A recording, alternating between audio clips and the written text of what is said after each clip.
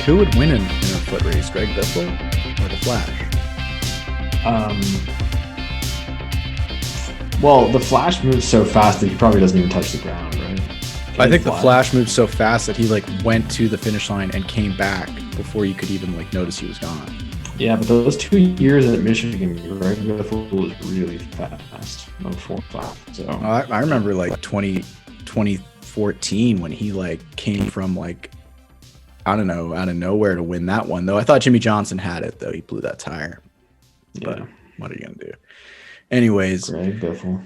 Welcome to another edition of Flashback to the Track. As always, we're presented by Blue Emu for maximum strength, pain relief that works fast and won't stink, all right? Because that's a big problem, all right? You might be having a very physical, active day, and you're like, man, I need some relief, whether it be on a tired joint or a muscle. And you're like, I want some relief, but I don't want to stink. Well, look no further, because Blue Emu's got a plethora of products, whether it's dry patches, continuous sprays, and even bath pods. Yeah. Pods, man. Bath pods are the best. They are really nice. James, we're talking about a very interesting race this weekend. We're continuing our theme of January of sports car racing and the Rolex 24 and racing at Daytona and American sports car racing. And if you didn't listen to last week's episode with John Hindhoff from IMSA Radio, please go and listen to it because it was awesome to chat with such a legendary gentleman in the broadcasting ranks in sports cars. James, what race are we talking about today? Though we're talking about, it's kind of interesting. Now we're talking about a race that's technically named after a Patriot. Talking about the 2004 Paul Revere 250 presented by Brumos Porsche. That's right, folks. You can't forget that plug. Brumos Porsche. This was a race that was actually held at Daytona in July. So if you want to say it's the firecracker 400 of sports car racing, it is.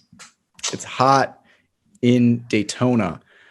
So it's a pretty cool race, though, because it is not the Rolex 24, even though it's held at the same track, same configuration, and basically the same cars as the Rolex 24. It's a completely different race. Yeah, this is a sprint race. So we're doing 250 miles or 2.5 hours, I think. So about, yeah. And in comparison, yeah, compare that to the Rolex 24, obviously 24 hours. But if you want to cover distance, this last year's Rolex 24 in 2020, they covered 2,965 miles. Okay. Where in this race, it's only 250 miles. So like less than a tenth of the time. Or less than a tenth of the distance covered in the Rolex 24s. So you're going to have a little different, setup on your car, and you're going to have only 2 drivers and not 5, because you only need a couple guys to make through it. It's a cool race, though. Like we said, it's really hot out in Daytona in July. So this, even though the race is at night under the lights, it is a scorcher. But look at the history of this race. It wasn't always at night under the lights. In fact, that's a pretty recent thing, James. They used to have this race like in the heat of the daytime. Yeah, this race was started in 1967. Originally was organized by the SCCA at that time period, and then it actually fell into the hands of the NASCAR Grand American Tour. They ran on this track and held this race for a couple of years until IMSA took over for a 10-year stretch through the 70s all the way into the mid 80s, and then it was handed back to the SCCA, and they ran it, and then it got discontinued as a sports car race in 1984, ran a couple of years as a motorcycle race, and then was discontinued altogether. And some amazing winners from this race. You got Parnelli Jones, Pete Hamilton, Buck Baker, Hurley Haywood. Come on, Hans Stuck, and the man, one bad hombre, Willie T. Ribbs. Willie T. Ribbs. And in 2000, Grand Am kind of revived this event. So they brought it back, scheduling the Summer Classic. They did it the same weekend as NASCAR's Firecracker 400 or Pepsi 400 or whatever it's called now, Coke Zero Sugar 400. And this gave NASCAR fans kind of the opportunity to enjoy some sports car racing and in turn secretly expose them to Grand Am in a marketing way. And, there was even like a stock car category during the 2000 running of the event to try and, show people the similarities between the racing and maybe just show people a new type of racing that they weren't familiar with. And this was a very common theme with Grand Am being a NASCAR owned property during the early 2000s. Was Grand Am teams would activate a lot at NASCAR events. Grand Am would have a race at Watkins Glen the Friday of the Cup Series weekend there in August. They'd also, some of the guys that I know that used to race in Grand Am used to take their cars to tracks like Richmond and have them as part of the midway, and kids could come and sit in the car and they would talk about that style of racing and really, try to do some outreach to get people to see, this great racing that is, sports car racing. So really, really cool deal. It is, like you're saying, you get to expose two different worlds to two different sides of racing. And why is that bad? It's a benefit. You think about it, you look at IndyCar weekends when there's sports cars on track, whether it's a World Challenge or IMSA, both fan bases are thrilled to see the two different kinds of racing on track. And you know what? It's really cool that they share the similar track, though. These cars aren't really sharing the same exact track as the Cup cars. The Cup cars, and at this time the Busch cars, were on the oval, while these drivers are on the infield road course and oval sections of this track, and it makes it really exciting. So some series notes for Grand Am. It's the 2004 season. This is race number 6 on the schedule, and it's the second time the series will visit Daytona. So a couple of things we've discussed. It's a shorter race. It's a sprint race, but it's the summer and it's hot. You don't have those ultra cool northern coastal, Florida temps that we see during January. It's July and it's hot and humid. The track is slick and grip is a premium. Now from January, Bell Motorsports was the team to beat at the 24. They were also the team to beat the year before at the Paul Revere 250. They're the defending champions. So they've won the last 2 races at Daytona. So what can they do? They'll be in the number 54 Kodak back Pontiac powered Doran chassis. Ooh, I just love saying all those words, Mark. Yeah, that's the thing about this kind of racing is there's a lot of words involved in team names and car styles. And it'd be kind of confusing if you're new to it. But in the GT class, it's Bill Auberlen and Boris Said. Who said? Boris Said. Boris Said. We love Boris Said. Who doesn't love Boris Said? So Bill Auberlen and Boris Said are the drivers to beat in GT, and they are driving the Prototype Technology Group BMW M3. They've won the last 4 Grand Am races of the 2004 season. But for this race, the duo has been split up. They're going to go their separate ways. They're going to drive separate cars for PTG with new co-drivers. So who's going to be the driver that gets their 5th straight win? Don't worry, folks. It wasn't a messy divorce. That was just some team amicable orders there. Yeah, typical sports car racing. When one car is being too successful, sometimes you got to share the wealth between the team. But the biggest storyline of this event is that Tony Stewart is back. Robbie Gordon's Busch team will be pitting the Pontiac-powered Crawford chassis that will be driven by Stewart and co-driver Andy Wallace. That's going to be a team to beat because you know what? It's funny. Tony Stewart, he's just going around this track, 200 miles an hour, flat foot in his Cup car. Then he just gets into this prototype like it's nothing and just takes to like a duck to water. How can you just be that like fearless going into like 2 different types of cars and 2 different types of like just driving styles? Crazy, man. Because Tony Stewart is, people forget he's like, it's like a Swiss Army knife of racing, man. Does his dirt racing, does his midget racing. He's an IndyCar champion. People forget, right? So he's driven everything, man. And at this point, yeah, he was doing a lot of Grand Am and he was very fast. So cool to see him. I would still love to Tony, just do one IMSA race for us, man. Just one. Just give us one. Yeah, it would be great. It'd be good to see him back. But, if not, it'd be nice to see him in the booth. That'd be really cool too. Speaking of the booth, for this broadcast, baby, we're going to Speed Channel, classic Speed Channel. All right, beautiful broadcast, complete with the theme,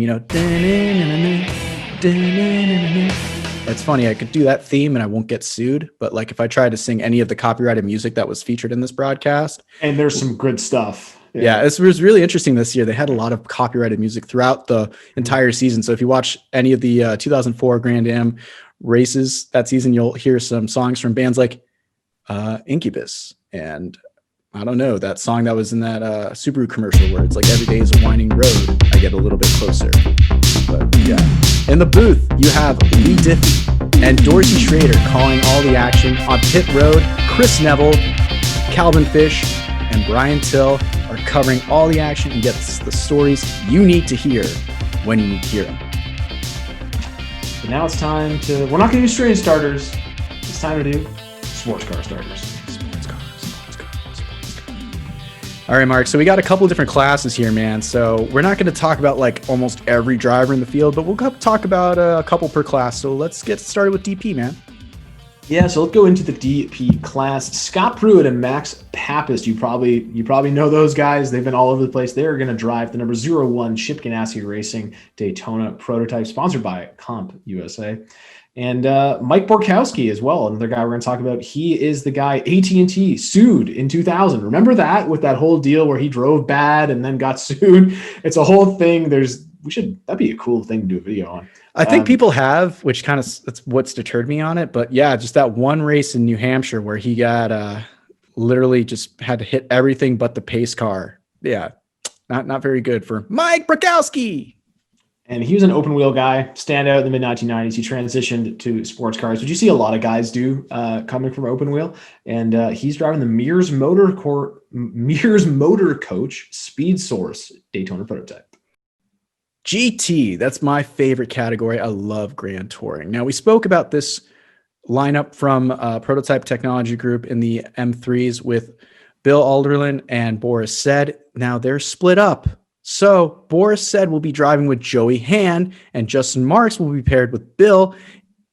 That's interesting because Marks and Hand were actually sharing their own car, but the team wanted to kind of divvy up the success. So it's going to be interesting to see which of those two drivers will get that fifth victory with Hand or Marks, who are probably going to get one of their first Grand Am victories. And of course, the man behind the Racers Group, Kevin Buckler's in this field. He's driving the number 67 Porsche. It's good to see Kevin still out there. This was not really the infant days of the Racers Group, but this was one of those times when I remember watching Grand Am and I just took to that team. Maybe it was just their logo. It was pretty cool.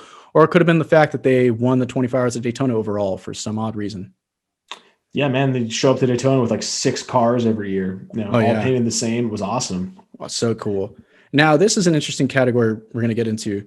It's called Super Grand Sport.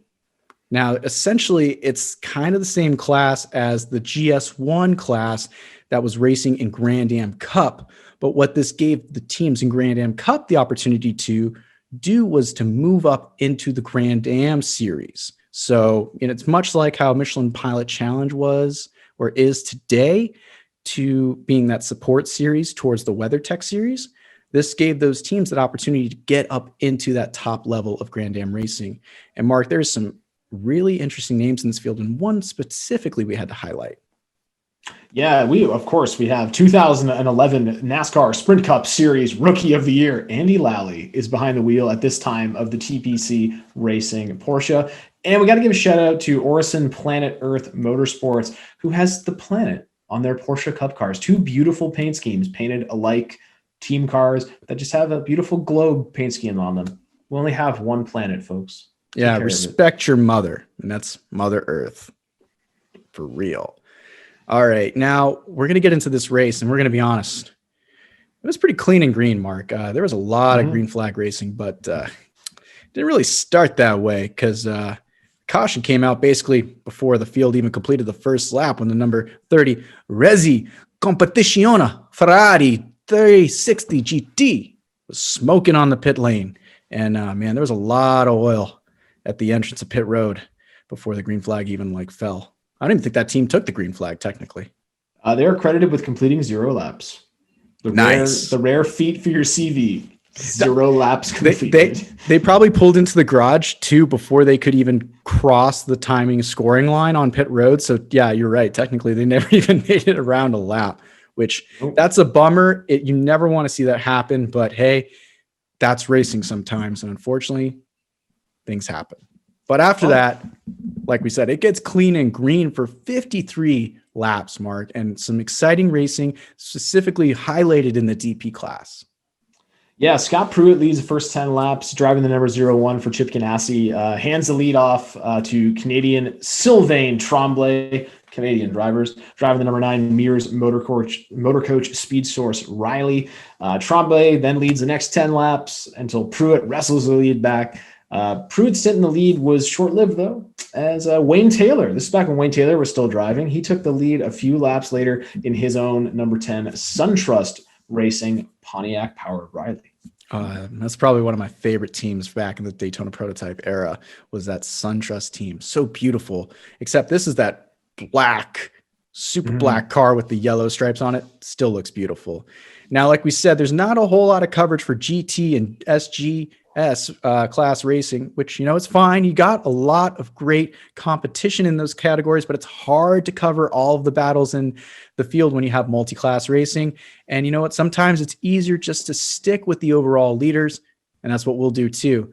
And one of those overall contenders, the legendary Jacksonville-based team, Brumos Porsche, they fielded 2 Porsche-powered Fab Car DPs for 2004. One had a sick partnership with Red Bull, but their flagship number 59 with drivers JC France and Hurley Haywood had a very eventful evening, Mark. Yeah, so first they had a spin in the bus stop in front of Milcaduno and the number 2 Howard Boss Motorsports Crawford. And later there's damage on the rear, which brings 59 to the pits for repairs. And then that, cost them their place on the lead lap. So it's a shame. They got one bullet left in the chamber, though. So let's see what they can do with it. Meanwhile, now let's talk about my favorite car in Grand Am. I'm talking about the Pontiac GTO. Now, Horizon Motorsports, for this race, they fielded a Pontiac GTO.R that raced with Dale Quarterly and Charles Espenleb. Now, this was the first ever race for this car in Grand Am. And this was actually technically a car that was supposed to debut in 2005. But Grand Am really wanted to help the team and Pontiac really develop the car. So they started fielding it in halfway through 2004. The car did have some pretty good runs during the season, but in this race, unfortunately, it was still in development mode, and it showed because they had a gearbox issue and would fail to complete the event. Unfortunate, but still, that yellow Pontiac GTO looks so good on track, man. It's definitely one of my favorite cars. I loved it during the Stevenson era. Shame it did not make it to the end of this race. I thought it was kind of ugly, actually. But enough about that. Shout out to the corner workers. Guys, respect your corner workers around the country. A lot of them are volunteers, folks. Yeah, they don't get paid much, but anyone out there listening who's a corner worker. When that 67 Race Crew Porsche goes for a little spin in turn 6, you can see where the corner worker is standing. He's on top of a concrete wall, just over a set of tire barriers, and it takes a lot of nerve to stand there. James, you and I have stood there. It's not a safe spot. Yeah, no, but at least nowadays you have a fence. That guy did not even have a fence in front of him. So if anything comes at him, he's got to take a jump off that concrete wall just to basically get down out of harm's way. So props to him. Now, remember, it's sports car racing, so strategy is key. You can't win a race without having winning strategy as well. And at this time, Daytona is a very rough surface. It's not as smooth as we know it after the repave. This was pre-repave Daytona. So tires are a premium, but there are also 2 different compounds that were offered to teams by Goodyear. And you kind of had to use both compounds during the race. So you had a hard compound and a soft compound. So that adds a little more to that strategy. Another piece of that strategy was, do you pit 2 times or do you have the fuel mileage to only pit once? Now, Mark, I don't know about you, but I like that strategy of spending less time on pit road, but when grip is at a premium, it's a double-edged sword here. Yeah, and we hear Scott Pruitt talk about that in an interview. We talked about, how rough this track is on tires, and that maybe the 2-stop strategy is the way to go. But it really all is going to count on where the cautions fall. Right. If you can get a caution at the right time, you come in and you make like that free pit stop. So, it's going to be interesting. Are tires the right call? Like I always want fresh boots, man. I think like you're going to be way faster, but if the race goes green all the way, is it worth it? Right. Yep. Well, as we spoiled it for you guys, it's pretty green right now. So we see green flag pit stops.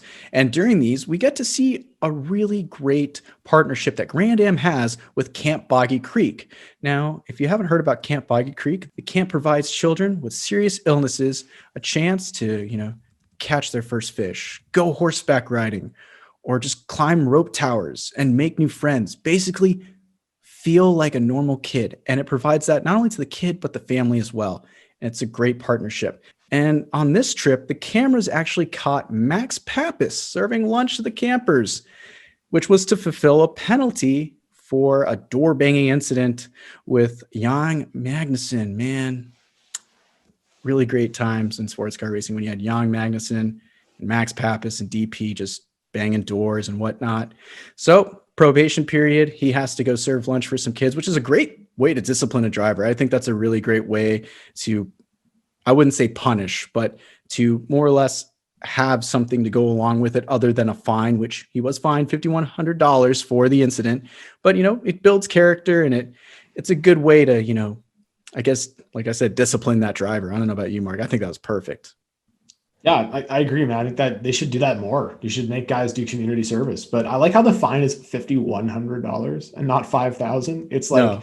it's like holding a meeting at 7:14 p.m. so everyone like remembers because it's weird, No, it's like when you win, it's like when you go on The Price is Right and someone's like $5,000 and you're like $5,001.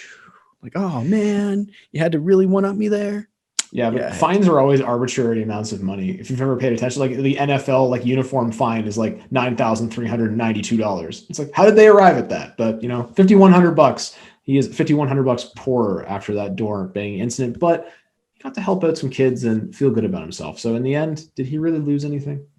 I think he built a lot of character into it because you know what? Those kids got some food and they got to meet a race car driver. So I guess it's a win-win for everybody. But anyways, Mark, we're going to get back to racing. And like we said, pit stops are going on. And by God, these are the most fascinating pit stops in motorsports. I don't care about Formula One pit stops where 2 seconds. I don't care about 15-second NASCAR pit stops. There's something about sports car pit stops, man. The all the things that are going on. It looks like a frantic, chaotic moment, but everybody's calm while they're doing their jobs. It's just amazing to watch. It's the cameras on pit road, I think. I think it's that the crews are allowed over the wall and you can really see them getting right in there with the camera to show you what's happening, which is really cool. So yeah, it takes fueling takes quite a while though. And driver changes are also happening, which is like driver changes are the coolest part of sports car pit stops. I love driver changes. It's just, they're really cool to stand in the pits and watch happen, especially when the drivers perform them themselves, when they help the other driver get belted in, which is something they did a lot back then because you're only allowed a certain amount of crew over the wall. So if we can limit that, have the driver do the change, it's a lot easier. And there's only 2 air guns allowed over the wall. So like IndyCar, Formula One, you can have 4. Just like NASCAR, they're only allowed 2. So, it's a very intricate, cool dance to watch.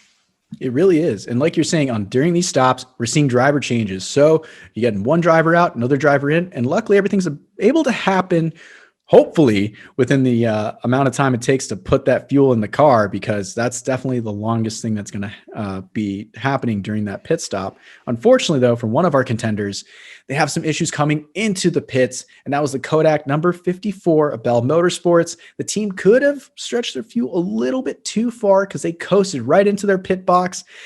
Oh, man, it's going to cost them a lap, and that's unfortunate because they were having a really good run and they were looking to do that three-peat, man. I thought they could do it, but they'll have to race their way back onto the lead lap the hard way. That's just too bad. It's the way she goes, man.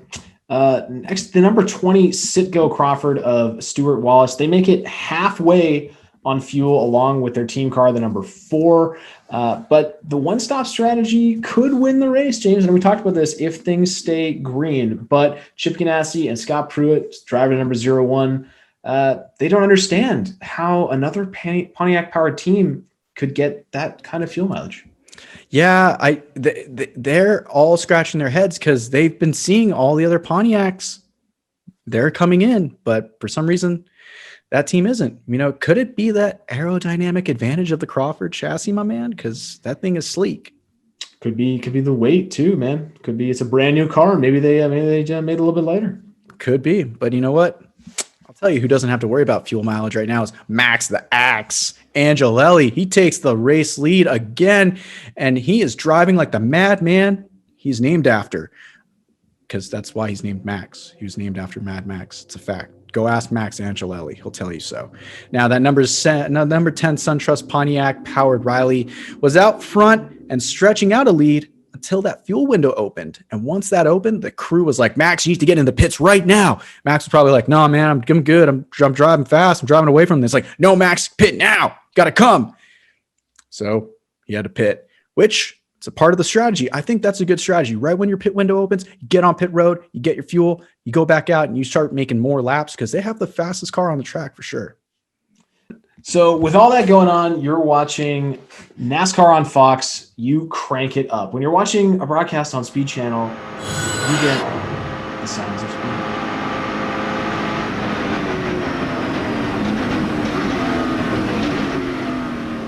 Sounds of Speed. That was such a cool segment back in the day that they did that. I remember they did that too during commercial breaks. Like you would have like a 10 or 15-second commercial that was from Speed Channel. It was like the Sounds of Speed. Great branding. I love that. Those cars sound great, man. Oh yeah. Sequential gearbox, like man. Such a beast too. Oh, hello. Didn't see you there. I was just using this Blue Emu Continue spray.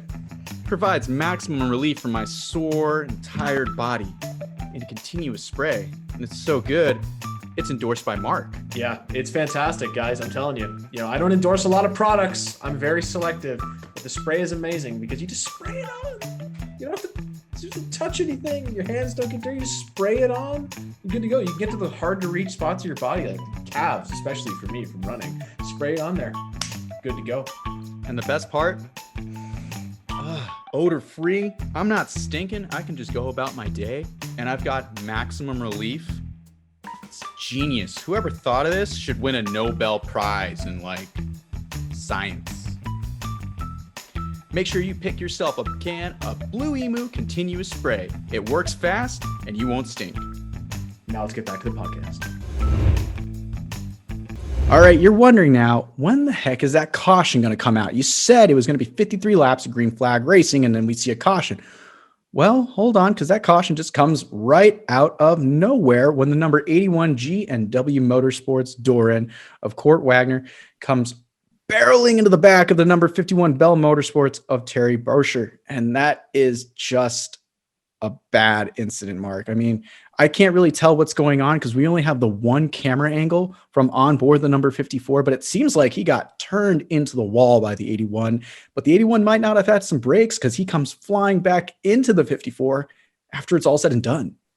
Yeah, it's an interesting incident. Terry Bourchier really not happy about it, as you can see when he heads over to the 81, heads over to Kurt Wagner to say a few things, but you know, nobody's home, Terry. You better go check that ambulance, though. He's right there. You know, it's funny, though, because Brian Till has an insight about how these two drivers could further talk things out. And guess what, guys? They get to keep talking about it because tomorrow, Kurt Wagner and Terry Bourchier are getting on a small private plane together to fly to another race that they're running this weekend. So in the confines of a small private plane, I'm sure the conversation will continue to be heated. But it's like Darcy Schrader said, you know, 54 definitely didn't back into him. So that's a shame when you have two destroyed race cars. You know, no one's happy at that point. Doesn't matter what side of it you're on. Everyone's upset. Yeah, and this caution now, it has a big piece to play in the race rather than just being an interesting incident. It's going to set up an 11-lap sprint to the finish. Andy Wallace has the lead on the restart, but he's on the harder compound tire, where Max Angelelli and Max Pappas, two Italians named Max, are on the soft compound tire. Pappas also has a slightly fresher set, but only a handful of laps compared to Angelelli, so pretty close. Yeah, it's going to be a sprint within a sprint race. So on this restart, Andy Wallace is under pressure on the infield from Angelelli, and Angelelli is going to come onto the super speedway door to door with Wallace. And this is going to be a great battle until it turns into another full course caution. Mark, what the heck is going on? There's debris in the bus stop. That's not on the track. Come on. How is that a no, caution? no, it always has to be green white checkered. Come on, we need to restart at the end of the race. So there's debris in the bus stop. Throw that caution flag. So we're gonna set up another restart, and just like the one before, Andy Wallace is just a sitting duck for Darren Law, the number 58 Red Bull and Brumos Fab car, as he makes his way to the inside of Wallace to take away the final podium position. The two would have the best battle in the closing laps, as the number 58 would shine on the infield circuit, while the number 20, which we talked about, people complaining it was faster than other cars, was way better on the speedway, just had great straight line speed. And on the last lap, Wallace is able to get a run coming out of the bus stop and draft by Darren Law with some help from his teammate Butch Leitzinger, as the Howard Boss Motorsports teams would go on to finish third and fourth. Howard Boss Motorsports. I feel like that's the team from Talladega Nights, because they slingshotted around that Brumos Porsche Red Bull DP, man. That thing, that was insane to watch. And also just that run he gets right out of the bus stop. Just like, how did that happen? But up front, nothing changed, because Max Angelelli took off. Max Pappas, unfortunately, was never able to catch him. And Max Angelelli would go on to claim the victory in the 2004 Paul Revere 250 presented by Brumos Porsche, with Max Pappas coming home a close but distant second. Now, let's talk about the other two classes. Oh, yeah, there's other classes. I forgot. Yeah. Yeah, no, we totally forgot, because all this riveting Daytona prototype action.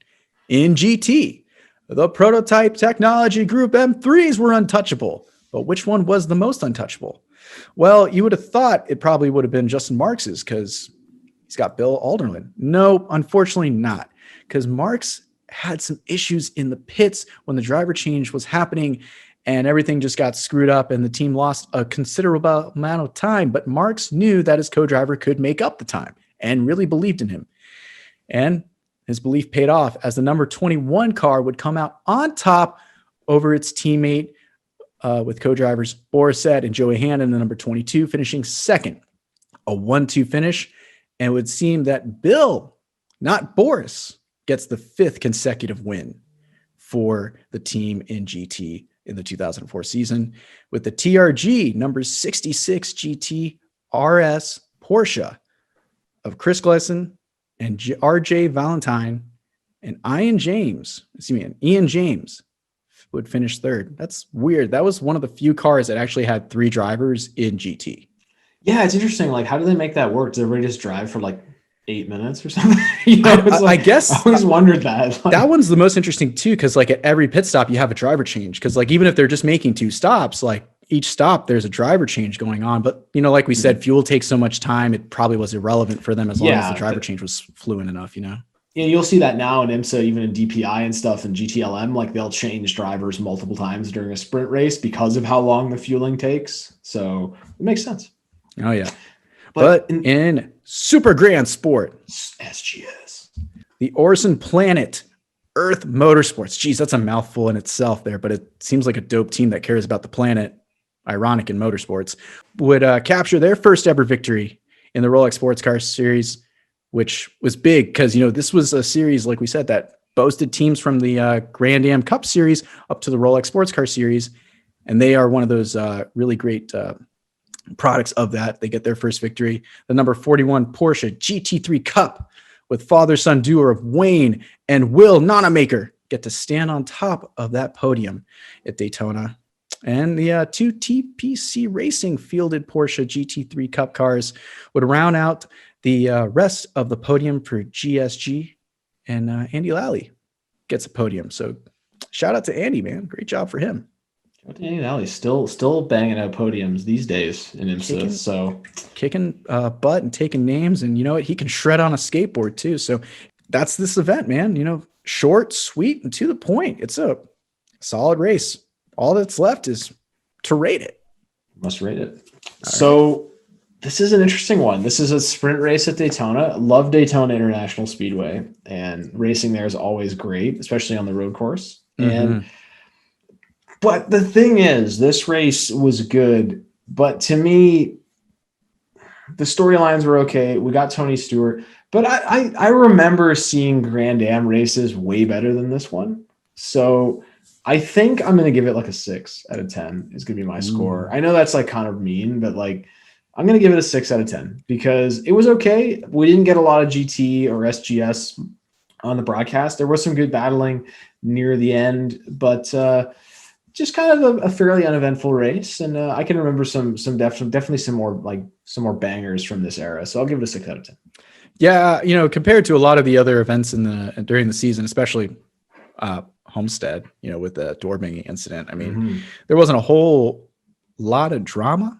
I mean, definitely the incident between the number 81 and the number 54 DPs, definitely heated conversation between those two drivers, angry, almost some fisticuffs from two calm drivers. I wouldn't say almost fisticuffs, but they were definitely verbally angry. Beyond that, it was a pretty straightforward race. The strategy was interesting. I would have to give it about a 7. Just because the strategy really kept me involved. It was really interesting to see that Goodyear had 2 tire compounds here, and that really played into what the race strategists and engineers had to, equate for within, their whole plan to execute this race. So that to me added some layers to it. But, compared to like a lot of the other events in the season, it kind of falls a little flatter to those, though there are some pretty interesting storylines. And I mean, come on, the Orson Planet Earth Motorsports team gets a win. True. You're not wrong. That is pretty awesome.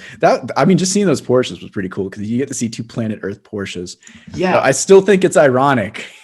And speaking to that, I think we need to see more team cars painted the same because both the Ganassi cars, exactly the same paint scheme. Yes. Both of the Planet Earth cars, the same. The prototype tech group cars, the same. Like, let's do that more. Let's see team cars painted the same because it looks sick. Come on. Like, it really does. I'm tired of this. Oh, you can't tell them apart. Yes, you can. They have a number on the side. Like, just let's do it, man. I want to. I love how it looks. It's the F1 vibe. I dig it. It definitely has that cohesive look. And I probably the one excuse a lot of people will make is like, oh, what if the spotters can't see it? Oh no, the spotters can't see it. This is the only track on the circuit where there needs to be a spotter. Okay. And when you're a spotter in sports car racing, all you're telling your driver is, okay, you're good. Yeah, and in sports cars, they spot from the pits a lot with all the closed circuit cameras. So like, there's very rarely even spotters out on the circuit. So yeah, and it's because like you're saying, these circuits are so big, you really can't have a position to stand or be where you can see the entire circuit. And they have mirrors and brake lights. Like they have brake lights, so when someone's braking and whatnot. So and nowadays they have rear view cameras, so you can like see exactly what's going on behind you. So exactly, and in IMSA now, the slow cars have yellow headlights, so when there's a slow car behind you. It's just like there's so many things we don't need spotters anymore. But did you know Tony Stewart was apparently, according to him, the first guy to bring a spotter to the Rolex 24? I actually would believe that, but I kind of want to dig that up a little more to see if like maybe somebody else brought a spotter, but probably just didn't, talk about it because he didn't want to give away their competitive edge. Yeah. Just sat him in the top row of the grandstands, bought him a ticket, and just sat him up there. Probably something like that before the towers were built. But, that's the thing about Daytona, because I've had the privilege of like working as a spotter once for a session. And it is quite interesting how much different it is than in NASCAR because people always think you're constantly talking to the driver. If you talk to your driver's probably going to come and smack you in the face with their radio after the session because they were so annoyed with hearing your voice. Like they don't want to hear anything. They want to drive. Mm-hmm. And the only communication they need to hear is through like the race engineers or the pit strategist or a team principal. Beyond that, it's pretty quiet. It's kind of nice. Get into your own little world as a driver. It's the thing, especially during those long night stints from 2 a.m. till 5 a.m. when you're driving. So yeah, at least in this period, another thing I'm glad for, and I know American Le Mans series was really big with this at this time, and I just never really liked them. Open cockpit cars. I love that all these DPs were closed cockpits, and it just really made them look, I don't know, more interesting. The bubble that was over the drivers and the way a lot of the drivers were sitting in them, and you can kind of see their compartments. It's just really Oh, it's so interesting. These cars were, not to say they're not as raw nowadays, but man, back then they were just kind of raw and gritty and cool.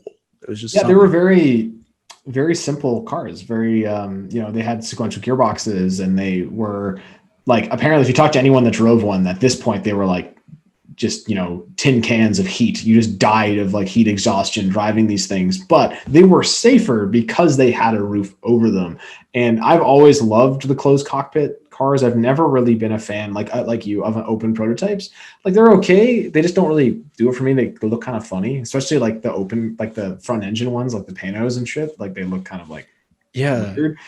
Like, it looks like you're driving like a, like a roadster. It's strange, but I've never really been a fan. But closed cockpits, now they're all pretty much closed. I don't think we have any racing with open cockpit prototypes anymore. I think they're all closed cockpit. Yeah, I believe so. And, it's safety, obviously also too, you could do, I don't know if you can do more with the closed cockpit car because of the way you have the shell of the chassis, but beyond that, other than the safety measures, I mean, it's definitely like the standard nowadays to only see closed cockpit prototype racing, which, is fine. You still get to see the most extreme version of a car, because that's what prototype is. Prototype is like what you could do with the car, possibilities. And I think that's really what makes that category so exciting. And it's really exciting to see when you have that category alongside production-based cars that you get to see on the road and that are almost attainable, not fully attainable, because you can't get the same M3 that Boris Said was driving, but you can get an M3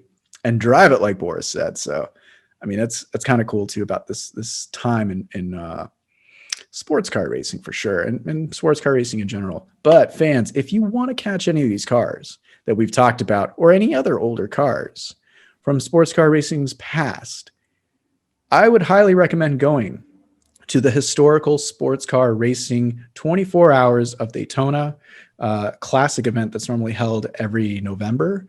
So it's HSR Classic 24. It's held by, I think it's sanctioned by IMSA. And they have a lot of these cars. And actually, the first time I went, I didn't know this until we researched this podcast. I saw that number 54 Bell Motorsports Kodak car. And I was like, oh, that's cool. It's a Kodak prototype. And then it just hit me. I'm like, oh, I remember this when I was a kid. And then as we were doing the script, I was like, that car, I saw that car, and this car, and that car, and this car. And Boris's old Mustang he drove with the Zippo sponsorship.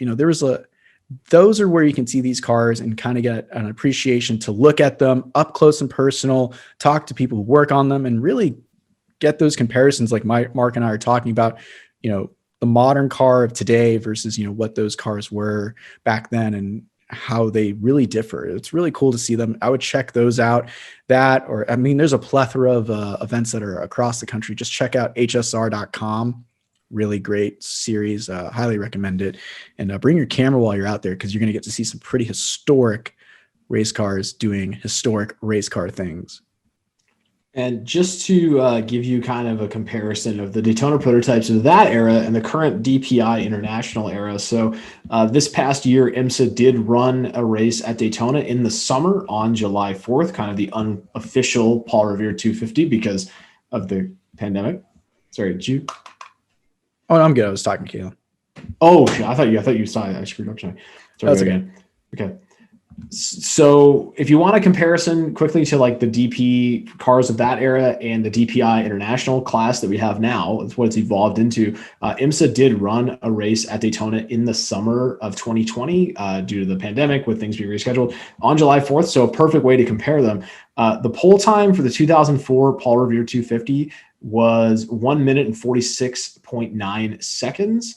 Now, I believe the pole was 1 minute 34.3, so about 12 seconds faster. They run now, much lighter carbon bodies and whatnot, much more technologically advanced cars that are factory backed. So the other thing I'll mention, James said check out HSR. Check out an IMSA race, folks. If you have an opportunity to go to one now, they're still amazing to watch. Rolex 24 is coming up, 24 hours of nonstop racing. I think like a weekend ticket is only like $35 or something this year. It's super cheap. So if you have an opportunity, if you're in Florida, go check out the Rolex 24. Yeah, I mean, that's always a great race to go check out. One thing too, interesting that you pointed out that they brought the Paul Revere 250 back this year. This actually was 2004 was the last year it was called the Paul Revere 250. We really couldn't figure out exactly why it's called the Paul Revere 250, other than associations of patriotism, America. It's July 4th weekend. Let's name a race after an American patriot. No, Paul Revere did not say the British are coming. He said something to that extent, but don't quote him on that. But the biggest point is IMSA did bring this race back technically this year with the WeatherTech 240. Difference is mainly, other than the fact that it was mainly brought in because of the pandemic to fill that spot in the schedule. It was 240 minutes long. So technically was it longer than this race? Because I mean, time-wise, it was longer, but length-wise, I can actually tell you. We have that technology. We do have that technology. We are the $1 Million Men. Thank you, Racing Reference. The time of the Paul Revere 250 in 2004 was 2 hours and 26 minutes. And obviously the IMSA race was 2 hours and 40 minutes and 11 seconds. How much distance was covered though? How many miles? I will let you know. Okay. So yeah. But the IMSA race last year was caution free. There was no cautions. So they covered, it was 95 laps, 338 miles. And the Brumos Porsche 250, or the Paul Revere 250 was 249.2. And that's 70 laps for context as well, because that was also the appropriate lap count that they wanted to get in. So it just tells you too that like even today that the race they did incorporate, though it does kind of pay homage to that race.